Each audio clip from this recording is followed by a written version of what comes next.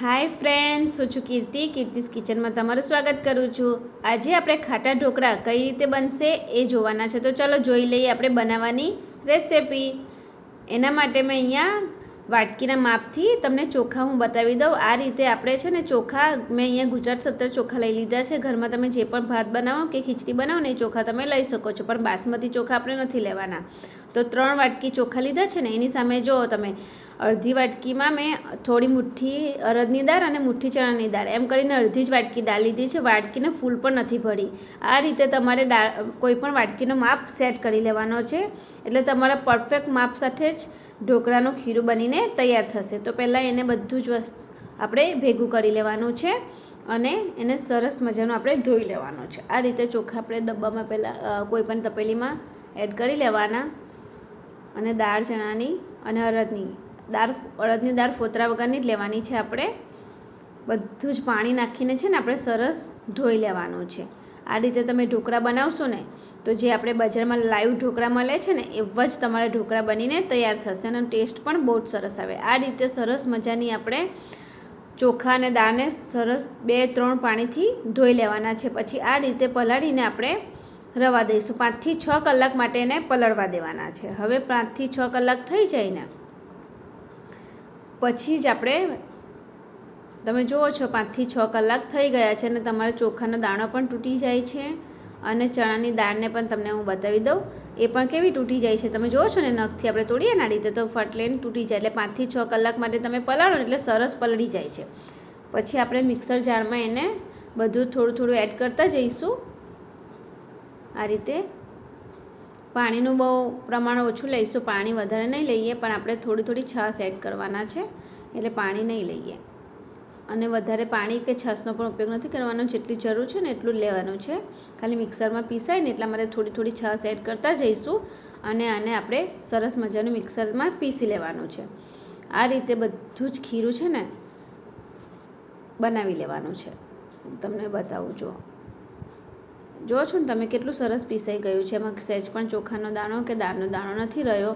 આ રીતે બધું જ ખીરું છે ને હું વારા ફરતી પીસી લેવાની છું।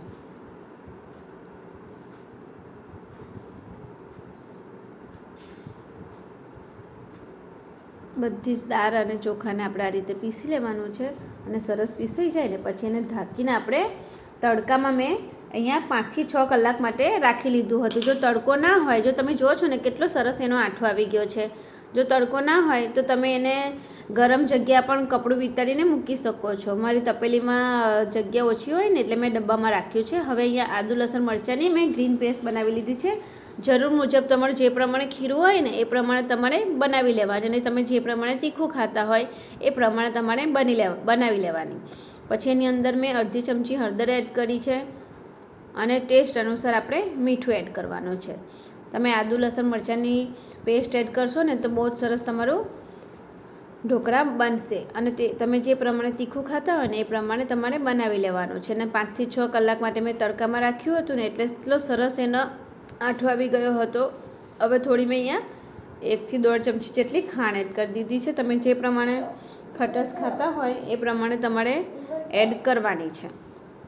હવે બધું જ મિક્સ કરી લેવાનું છે અને અહીંયાથી મેં ઢોકળાનું કુકર પહેલાં જ ગરમ કરવા રાખી લીધું છે પાણીનું સ્ટીમ કરવા માટે।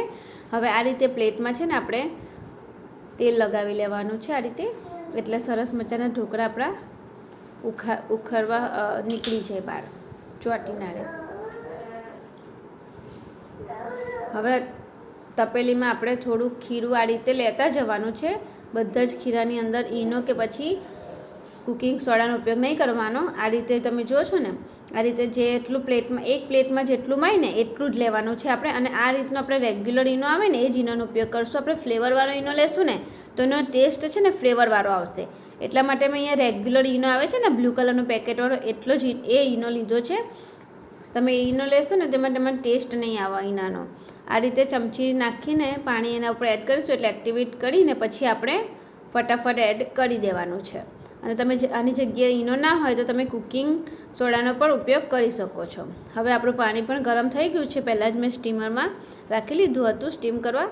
એટલે હવે આપણે જે પ્લેટમાં બનાવવાના હોય ને એ પ્લેટ પહેલાં રાખી દેવાની છે આ રીતે, ને પછી એ ખીરુંમાં જ્યારે આપણે ખીરું અંદર પાથરવાનું હોય ને ત્યારે જ આપણે અંદર ઈનો એડ કરવાનો છે, અને જેટલો ખીરુંનો બનાવવાનો ને એટલો જ એડ કરતા જઈશું. આપણે બધા જ ખીરાની અંદર ઈનો ઉપયોગ કરવાનો નથી. જેટલું જેમ બનાવતા જઈશું એમ એડ કરતા જઈશું, તો જ તમારા ઢોકળા સરસ સોફ્ટ અને પોચા રૂ જેવા બનીને તૈયાર થશે. જો તમે એ બધા જ ખીરાની અંદર ઈનો ઉપયોગ કરશો ને, ઈનો કે પછી કુકિંગ સોડાનો, તો તમારા ઢોકળા છે ને રબર જેવા બની જશે.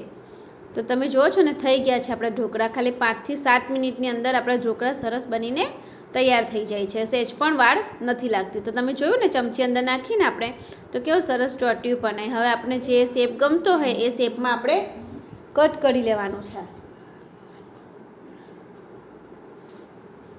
હવે આ રીતે કટ કરી લીધા પછી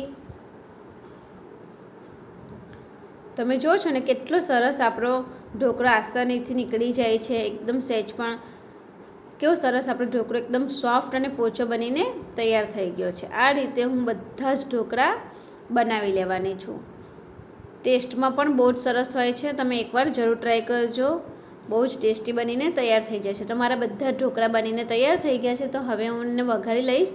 એના માટે મેં 2 થી 3 ચમચી તેલ રાખી લીધું હતું, અને ગરમ થાય ને એટલે એની અંદર આપણે 1 થી 1.5 ચમચી જેટલી રાઈ એડ કરી દીધી છે.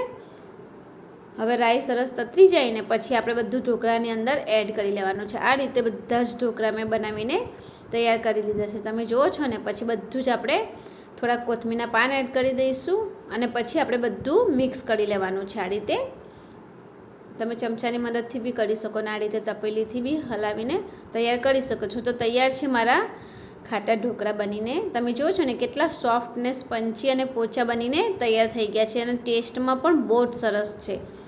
તમને બહુ જ ભાવશે. જો તમને મારો વિડીયો ગમે તો મારા વિડીયોને લાઇક, શેર, કમેન્ટ અને મારી ચેનલને સબસ્ક્રાઈબ કરવાનું ના ભૂલતા. Thank you. બાય.